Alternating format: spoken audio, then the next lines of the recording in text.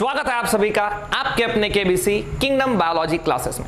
मैं विवेकानंद और आप सभी मेरे साथ पढ़ रहे हैं biology for class 12th and NEET UG preparation. आज हम लोग भाई एक नया चैप्टर स्टार्ट करने वाले हैं जिसका नाम है रिप्रोडक्टिव हेल्थ। तो चलिए भाई स्टार्ट करते हैं रिप्रोडक्टिव हेल्थ। अब यहां भाई हम लोग बातों को थोड़ा समझते हुए आगे बढ़ते हैं। रिप्रोडक्टिव मतलब साफ साफ ये किससे रिलेटेड है भाई? रिप्रोडक्शन से रिलेटेड है। मतलब वो सारी बातें जो रिप्रोडक्शन से रिलेटेड है, इसके लिए हम लोगों ने वर्ड यूज किया हुआ है रिप्रोडक्टिव। और नेक्स्ट वर्ड है अपने पास भाई हेल्थ। क्या भाई? हेल्थ। तो what do you understand by this word health? Health से क्या समझते हैं भाई? तो हेल्थ को समझने के पहले हम लोग डिजीज को समझते हैं। क्या समझते हैं भाई? डिजीज। कि ये डिजीज का मतलब क्या होता है। तो डिजीज सिंपली क्या बताता है भाई? ईज के आगे हम लोगों ने लगाया हुआ है डिश। मतलब ईज का मतलब क्या होता है भाई? कंफर्ट। क्या होता है भाई? कंफर्ट। और यहां हम लोग कह रहे हैं डिसईज मतलब डिसकंफर्ट। क्या हो गया भाई? डिसकंफर्ट। मतलब ह्यूमन बॉडी में ऐसे कोई सा भी बदलाव जिसके कारण से उसको डिस्कंफर्ट फील हो रहा है, उसे क्या कहा जाएगा भाई? डिजीज। क्या कहा जाएगा? डिजीज। तो यहां पर डिजीज से थोड़ा रिलेट करके हम लोग हेल्थ को समझते हैं भाई। सभी को पता होगा कि डिजीज का थोड़ा ना थोड़ा तो ये अपोजिट है भाई हेल्थ। क्या भाई? हेल्थ। हेल्थ क्या बताता है? तो सिंपली हेल्थ को डिफाइन किया गया है WHO के द्वारा। किसके द्वारा भाई?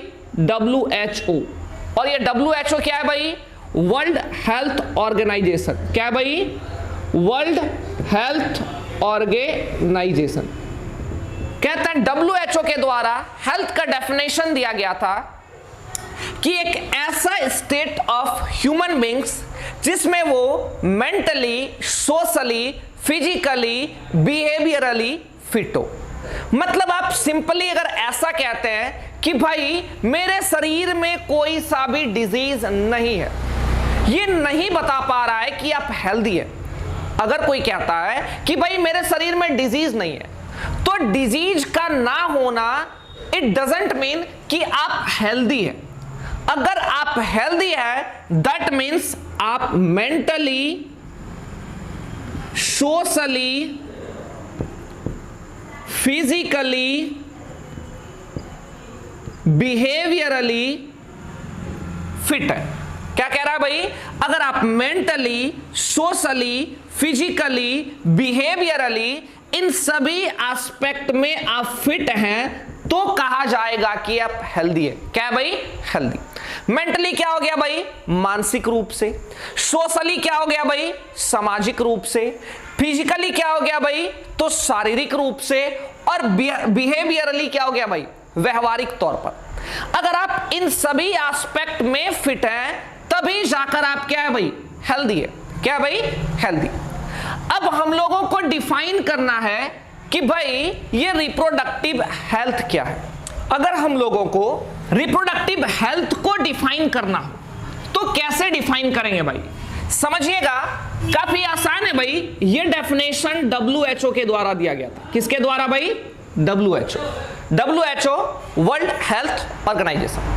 अब कहते हैं कैसे डिफाइन किया गया कि रिप्रोडक्शन के एस्पेक्ट में। किसके एस्पेक्ट में भाई? रिप्रोडक्शन के एस्पेक्ट में। अगर रिप्रोडक्शन से रिलेटेड हम लोग बात कर रहे हैं तो क्या क्या भाई? अगर आप मेंटली, क्या बात करी जा रही भाई? मेंटली। दूसरा पॉइंट क्या भाई? इमोशनली। क्या बोला गया भाई? इमोशनली। तीसरा पॉइंट फिजिकली। चौथा पॉइंट बिहेवियरली। और आखिरी पॉइंट है भाई सोशली। क्या है? सोशली। अगर आप रिप्रोडक्शन से related mentally, emotionally, physically, behaviourally और सोशली इन सभी एस्पेक्ट में फिट है। क्या है भाई? फिट। तो इसे कहा जाएगा रिप्रोडक्टिव हेल्थ। क्या कहा जाएगा भाई? Reproductive health. तो इसको हम लोग भाई डिफाइन कर सकते हैं रिप्रोडक्टिव हेल्थ को किसके अकॉर्डिंग भाई? जो हम लोगों को डेफिनेशन दिया गया था WHO के द्वारा, कि according to WHO reproductive health means total wellbeing in all aspects of reproduction that is क्या क्या भाई? Mentally, emotionally, physically, behaviourally and socially. तब जाकर कंप्लीट डेफिनेशन होगा किसका भाई? रिप्रोडक्टिव हेल्थ का। अब क्वेश्चन ये आता है कि भाई रिप्रोडक्टिव हेल्थ को इंप्रूव कैसे किया जा सकता है? क्या क्वेश्चन है भाई? कि how can we improve reproductive health? इस रिप्रोडक्टिव हेल्थ के इंप्रूवमेंट के लिए क्या क्या किया जा सकता है? तो सबसे पहला पॉइंट भाई कि आप लोगों को अवेयर कीजिए, जागरूक कीजिए। सेक्स रिलेटेड प्रॉब्लम से लोगों को क्या करना पड़ेगा भाई? जागरूक करना पड़ेगा। तो टू इंप्रूव, सबसे पहला पॉइंट भाई, better awareness among people about sex related matters. पहला पॉइंट तो क्या हो गया भाई? कि सेक्स रिलेटेड मैटर्स से कंसर्निंग लोगों में अवेयरनेस फैलाना चाहिए। क्या फैलाना चाहिए भाई? अवेयरनेस। लोगों को क्या कीजिएगा भाई? जागरूक कीजिएगा। दूसरा point, by improving medical facilities. क्या कह रहा है भाई? कि जो मेडिकल फैसिलिटीज है इनमें इंप्रूवमेंट करना पड़ेगा, ताकि जो भी एसटीडीज है, सेक्सुअली ट्रांसमिटेड डिजीज, उनका डायग्नोसिस सही से हो पाए और ट्रीटमेंट वगैरह सही से हो पाए। तीसरे पॉइंट की अगर बात करी जाए तो हम लोगों को क्या कहना पड़ेगा भाई? कि ज्यादा से ज्यादा कपल का फैमिली स्मॉलर होना चाहिए। कैसा होना चाहिए भाई? स्मॉलर। जैसे हम लोगों के बहुत पहले ही नारा लगा हुआ था भाई कि हम दो और हमारे दो। ये नहीं कि पूरा का पूरा क्रिकेट टीम बना दिया गया है। कोशिश किया जाए कि छोटा परिवार हो, और हम लोगों को सभी को पता है भाई छोटा परिवार सुखी परिवार होता है। तो तीसरा पॉइंट क्या लिखेंगे भाई? Increased number of couples with small families. तो भाई सीधा सीधा कि अगर आपको रिप्रोडक्टिव हेल्थ को इंप्रूव करना है तो सबसे पहले लोगों के बीच अवेयरनेस का प्रोग्राम होना चाहिए, लोगों को जागरूक करना पड़ेगा। दूसरा, आपको मेडिकल फैसिलिटीज इंप्रूव करना पड़ेगा। और तीसरा, जो जितने भी मैक्सिमम कपल्स स्मॉल फैमिलीज वाले होना चाहिए, मतलब छोटा परिवार और सुखी परिवार पे बेस्ड फैमिली होना चाहिए।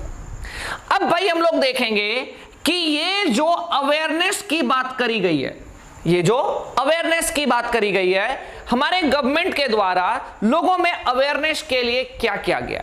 अब देखिए भाई कि अवेयरनेस के लिए क्या क्या मेजर्स गवर्नमेंट के द्वारा लिए गए। तो सबसे पहले मेजर्स की बात करेंगे तो फैमिली प्लान इंट्रोड्यूस किया गया भाई। तो फैमिली प्लानिंग प्रोग्राम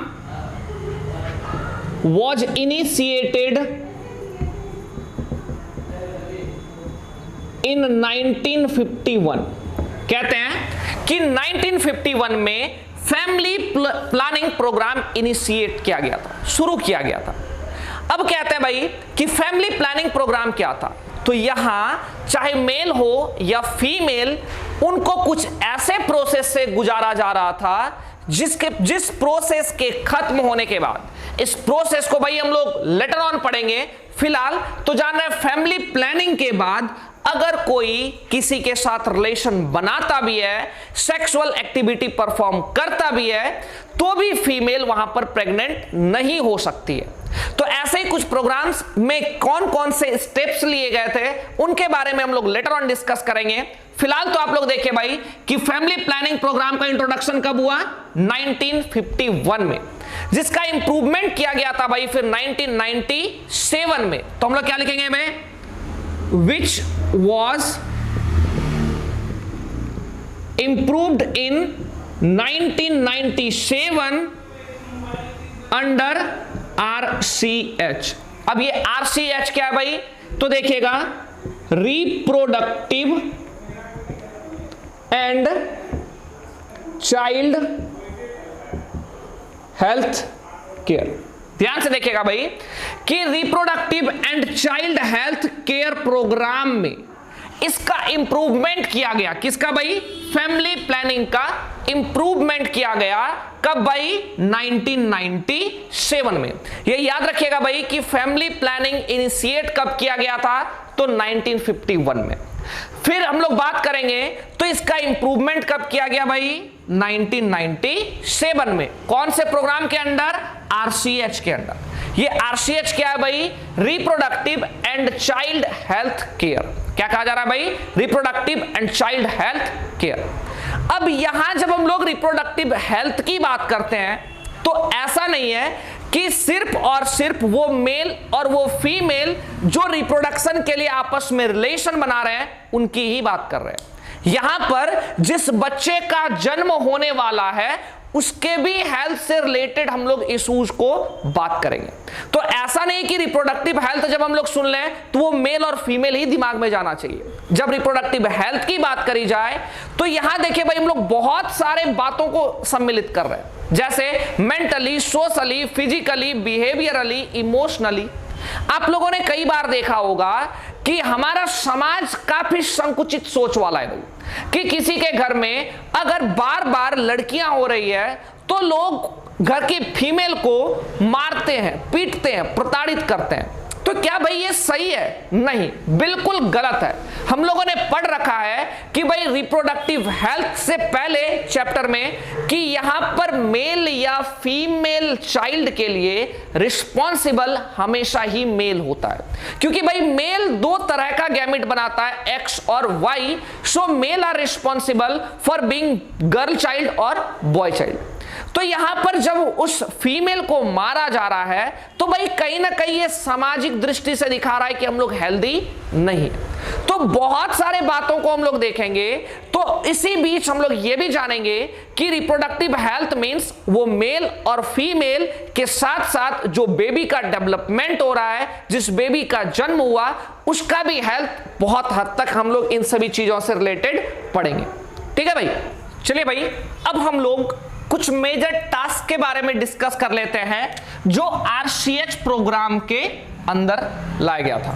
कि ये जो reproductive and child health care programme initiate किया गया था भाई 1997 में, इसके अंदर कौन कौन से टास्क को बहुत ज्यादा इंपॉर्टेंस दिया गया था उनके बारे में डिस्कस कर लेते हैं। तो सबसे पहला पॉइंट है भाई creating awareness among people about reproduction related aspects. क्या बात करी जा रही भाई कि लोगों के बीच में अवेयरनेस क्रिएट करना है, लोगों को जागरूक करना है। किस चीज से रिलेटेड बातों को बताना है भाई, तो रिप्रोडक्शन से रिलेटेड बातों को बताना है कि भाई किस तरीके से आप रिप्रोडक्टिव हेल्थ को अटेन कर सकते हैं, किस तरीके से प्रेग्नेंट फीमेल्स का ध्यान रखा जाए, आप कैसे सेक्सुअल एक्टिविटी को परफॉर्म करेंगे तो सेक्सुअली ट्रांसमिटेड डिजीज का जो ट्रांसफर है वो होने का चांसेस कम से कम हो। तो भाई लोगों के बीच में अवेयरनेस क्रिएट करना था। क्या क्रिएट करना था भाई? अवेयरनेस। तो सबसे पहला ही पॉइंट है भाई creating awareness among people about reproduction related aspects. Clear है भाई? भाई यहां से क्वेश्चन आता है बोर्ड्स में कि RCH प्रोग्राम के अंतर्गत कौन कौन से टास्क को रखा गया है। तो सबसे पहला पॉइंट तो भाई क्लियर होना चाहिए। नेक्स्ट पॉइंट की अगर बात करेंगे तो providing facility and support for building up reproductive healthy society. कहते हैं कि भाई आप सिर्फ और सिर्फ अवेयरनेस, लोगों को जागरूक ही करते रहिएगा तो हमारा रिप्रोडक्टिव हेल्दी सोसाइटी का फॉर्मेशन नहीं होगा। इसके लिए बहुत हद तक जरूरी है भाई फैसिलिटी, मेडिकल फैसिलिटीज। हमारे पास नए नए इक्विपमेंट्स और अच्छे इक्विपमेंट्स होना चाहिए जिससे STDs वगैरह का इजीली डायग्नोसिस हो पाए, या फिर अगर कोई वैसा प्रॉब्लम है, डिजीज है, तो उसका भाई जल्दी से क्या किया जा सके, क्योर किया जा सके। तो दूसरा पॉइंट क्या बता रहे हैं भाई कि हमारे पास फैसिलिटी बहुत अच्छा होना चाहिए, अच्छे डॉक्टर्स होने चाहिए जो जाकर हमारे रिप्रोडक्टिव हेल्दी सोसाइटी का फॉर्मेशन करेंगे। अगर थर्ड पॉइंट की बात करी जाए तो भाई introduction of sex education in school. भाई ये बहुत ही इंपॉर्टेंट पॉइंट है कि हमारे स्कूल में सेक्स एजुकेशन का इंट्रोडक्शन किया जाना चाहिए। अब भाई यहां पर खुद इस पॉइंट से भी 3 मार्क्स का क्वेश्चन बनता है भाई, कि पूछा जाएगा कि आपके अकॉर्डिंग सेक्स एजुकेशन को स्कूल में इंट्रोड्यूस किया जाना चाहिए या नहीं। अगर हां तो क्यों, अगर ना तो क्यों। तो सोच के देखिए भाई, जब तक हम लोग सेक्स एजुकेशन को स्कूल में इंट्रोड्यूस नहीं करेंगे तो किस तरीके से हम लोग ये जान पाएंगे कि आने वाला जो चाइल्ड है, चाहे वो मेल होगा या फीमेल, इसके लिए कौन रिस्पॉन्सिबल है, या मेल होगा या फीमेल। अगर हमें पता ही नहीं होगा तब तो भाई जो हमारे पूर्वजों के द्वारा जो हम लोग बहुत पुराने बातों को सुनते आ रहे हैं कि महिलाओं को प्रताड़ित किया जा रहा है क्योंकि बार बार वो लड़कियों को जन्म दे रही है, तो भाई इस मिसकंसेप्शन को कौन क्लियर कर रहा है भाई? कहीं ना कहीं ये सेक्स एजुकेशन। कहते हैं कि लोग सेक्सुअली एक दूसरे को अब्यूज करते हैं, तो सेक्सुअली अब्यूज ना करें, गलत गलत मिसकंसेप्शंस में ना पड़े, इन सभी बातों को क्लियर कौन करता है भाई? Sex education. तो भाई सेक्स एजुकेशन बहुत ही जरूरी है। गांव में आप लोगों ने सुना होगा कि लोग गांव में भूत बेताल, ये बहुत सारी बातें होती है, तो उन सबसे रिलेटेड बातों को, मिथ्याओं को, मिसकंसेप्शंस को दूर किया जा सकता है। किसके द्वारा भाई? एजुकेशन के द्वारा। तो रिप्रोडक्शन से रिलेटेड जितने भी मिसकंसेप्शंस बने हुए हैं उनको दूर किया जाएगा। किसके द्वारा भाई? सेक्स एजुकेशन के द्वारा। ये भाई हमारे रिप्रोडक्टिव ऑर्गन्स के बारे में हम लोगों को बताता है। जब कोई बच्चा एडल्टहुड की ओर जाता है, एडोलेसेंस एज में सबसे ज्यादा भटकने का चांसेस होता है, तो भाई उनको भटकाव से थोड़ा सा ठहराव की ओर लाना है। तो इसके लिए बहुत जरूरी है कि उनको इससे रिलेटेड एजुकेशन प्रोवाइड किया जाए। तो कहते हैं कि एक डायरेक्शनल इंप्रूवमेंट के लिए बच्चों में एडोलेसेंट एज में बहुत जरूरी है भाई सेक्स एजुकेशन। तो ये भाई थर्ड पॉइंट बहुत इंपॉर्टेंट है। इस थर्ड पॉइंट से भी 3 मार्क्स का क्वेश्चन बनता है कि what do you think about sex education, is it necessary in schools और नॉट।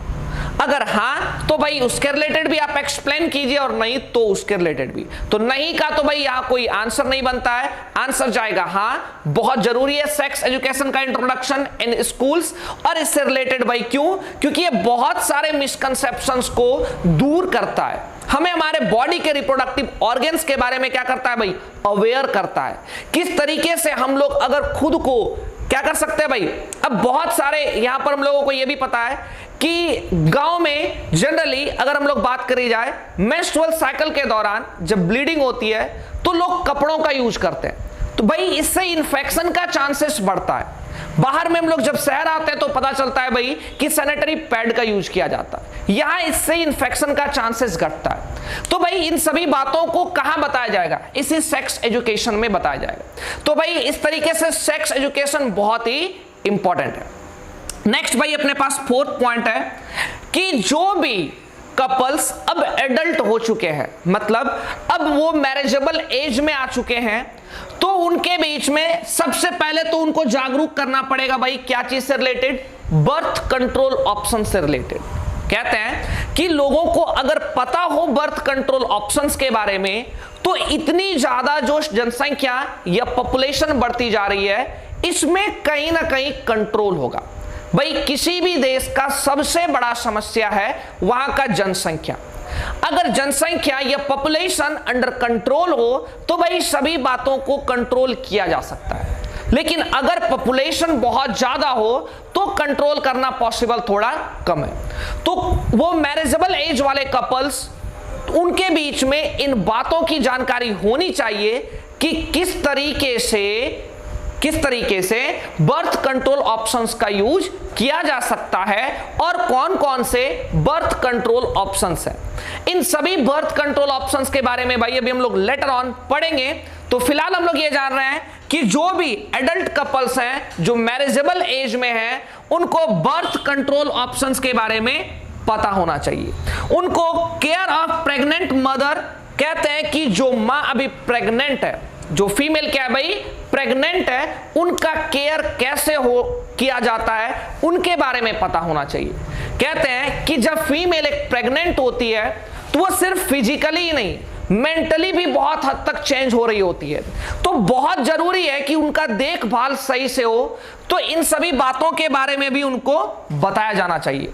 फिर post natal care of mother and child. अब ये पोस्ट नेटल केयर क्या है भाई, बच्चे के जन्म के बाद मां का और बच्चे का दोनों का ख्याल रखा जाना बहुत जरूरी है। तो इन सभी बातों को भी बताया जाएगा भाई, post natal care of mother and child. फिर कह रहा है भाई इंपॉर्टेंस ऑफ ब्रेस्ट फीडिंग। क्या कहा जा रहा है भाई, ब्रेस्ट फीडिंग का इंपॉर्टेंस। कहते हैं आजकल फैशन चला रहा है भाई कि लोग ड्रेस ही ऐसा पहनते हैं कि बच्चे को दूध पिलाने में दिक्कत होती है। लोग डब्बे वाला दूध लेकर घूमते हैं कि बच्चे को चलो भाई यही पिला देंगे। इसका बहुत सारा नुकसान है, not even only on the child, बल्कि वो मां जिसको अपने बच्चे को दूध पिलाना था, अगर वो भी दूध नहीं पिलाती है तो उनको भी नुकसान है। अब कहते हैं भाई बच्चे को कैसे नुकसान है, इससे रिलेटेड तो हम लोगों ने थोड़ा पढ़ भी रखा है कि मां के दूध में भाई एंटीबॉडी होता है। मां का दूध बच्चे के लिए सबसे सुटेबल होता है। अगर मां का दूध, पहला पीला गाढ़ा दूध जिसे कोलेस्ट्रम कहते हैं, वो बच्चे को दिया जाए तो शुरुआती दौर के इंफेक्शन से लड़ने में उसे बहुत हद तक मदद मिलती है। कहते हैं अगर फीमेल ब्रेस्ट फीडिंग ना कराए तो धीरे धीरे भाई ब्रेस्ट में ट्यूमर का फॉर्मेशन हो सकता है और आगे चलकर ये ब्रेस्ट कैंसर का भी कॉज होता है। तो हमें ब्रेस्ट फीडिंग के इंपॉर्टेंस के बारे में भी पता होना चाहिए। फिर हम लोग बात करेंगे भाई, तो यहां पर देखिए नेक्स्ट पॉइंट है equal opportunities for male and female child. कहते हैं कि चाहे वो मेल चाइल्ड हो या फीमेल चाइल्ड, दोनों के लिए भाई इक्वल अपॉर्चुनिटीज होना चाहिए। ये नहीं कि भाई हमारे घर में तो लड़की हो गई, अब हमारे घर का क्या होगा, हमारे घर में तो लड़का हो ही नहीं रहा है। भाई इक्वली जितने कैपेबल लड़के हैं उतने ही कैपेबल लड़कियां भी है। इन बातों को हमें जानना पड़ेगा, लोगों को समझाना पड़ेगा, तभी जाकर एक हम लोग रिप्रोडक्टिव हेल्दी सोसाइटी की ओर आगे बढ़ सकते हैं। तो भाई यहां क्या कह रहे हैं कि equal opportunities for male and female child, सबके लिए भाई इक्वल अपॉर्चुनिटीज प्रोवाइड अगर आप करते हैं तो कहीं ना कहीं हमारा ये जो सोसाइटी है वो रिप्रोडक्टिवली स्टेबल हो पाएगा, थोड़ा हेल्दी हो पाएगा। फिर आखिरी पॉइंट है भाई अपने पास स्टैट्यूटरी बैन ऑन एमनियोसेंटेसिस। तो सबसे पहले भाई इस एमनियोसेंटेसिस को समझते हैं। ये एमनियोसेंटेसिस होता क्या है भाई, कहते हैं कि जब बच्चा अपने मां के उम्ब में होता है, कहां होता है भाई, उम्ब में, तो उस दौरान बच्चे का हम लोग सेक्स पता कर लेते हैं कि बच्चा अंदर में मेल है या फीमेल। क्या करते हैं भाई, तो बच्चे का एमनियोटिक फ्लूइड लिया जाता है, फिर जांचा जाता है कि वो मेल है या फिर फीमेल। तो यहां मेल और फीमेल का जांच करना, इस पर भाई प्रतिबंध लगाना पड़ेगा, स्टैट्यूटरी बैन। ऐसा नहीं है कि एमनियोसेंटेसिस सिर्फ और सिर्फ सेक्स डिटर्मिनेशन के लिए यूज किया जाता है भाई, ये तो एडिशनल लोग यूज कर लेते हैं, लेकिन अगर एमनियोसेंटेसिस की बात करी जाए तो इसका बहुत बेनिफिट भी है कि बच्चा अगर मां के उम्र में है तो तभी हम लोग पता कर सकते हैं कि क्या बच्चे में कोई जेनेटिकल डिसऑर्डर भी है, क्या बच्चा जेनेटिकली पहले से बीमार तो नहीं है। इन सभी बातों का पता किया जा सकता है किसके द्वारा भाई, एमनियोसेंटेसिस के द्वारा।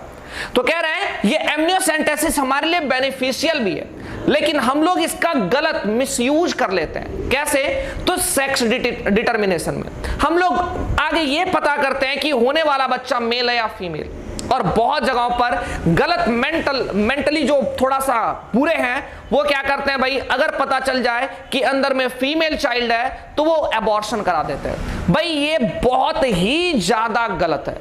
ऐसा नहीं कि सिर्फ आपके सोच के हिसाब से गलत है भाई, ये बहुत हद तक नहीं, ये कंप्लीटली रॉन्ग है भाई।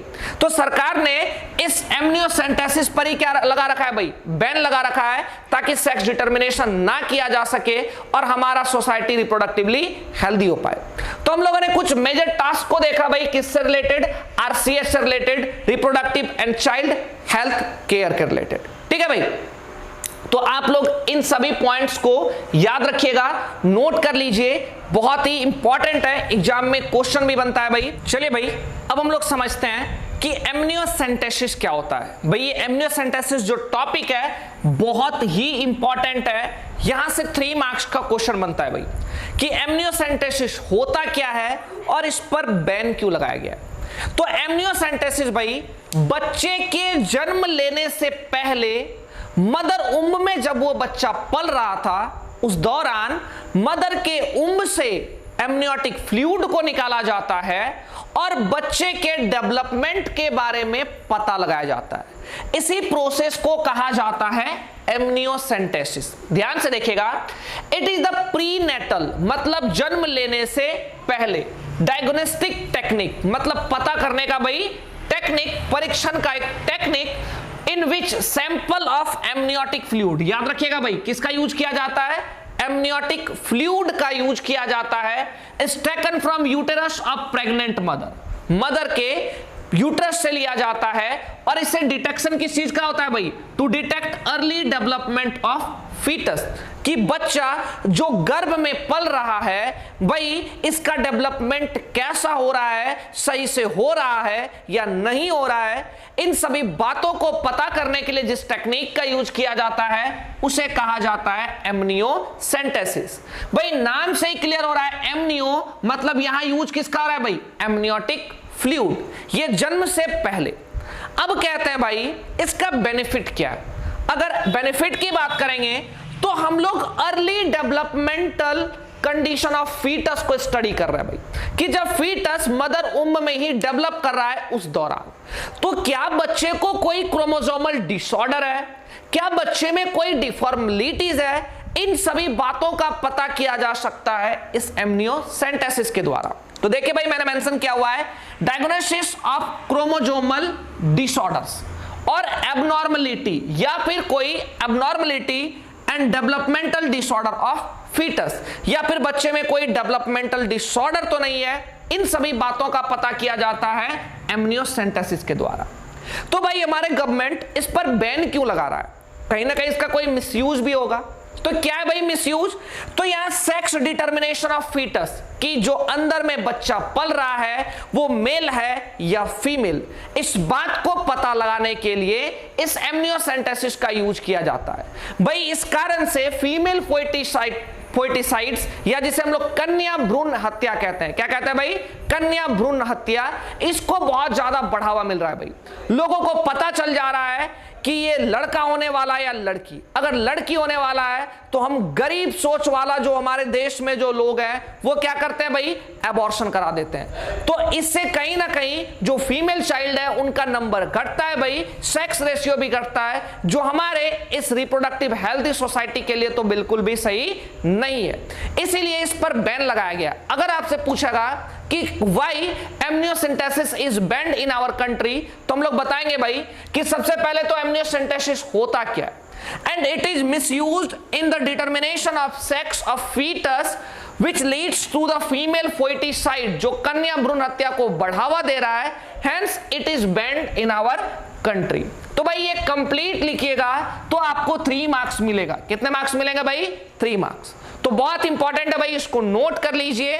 तो चलिए भाई आज का टॉपिक यहीं तक था। नेक्स्ट डे हम लोग पढ़ेंगे पॉपुलेशन एक्सप्लोजन के बारे में और कॉन्ट्रासेप्टिव मेथड्स के बारे में। होप आप लोगों को ये सारी बातें समझ में आ रही हो। तो भैया आप लोग वीडियो को लाइक कीजिए, चैनल को सब्सक्राइब कीजिए और हमारे वीडियो को ज्यादा से ज्यादा शेयर कीजिए। अपना प्यार बनाए रखिए। तब तक के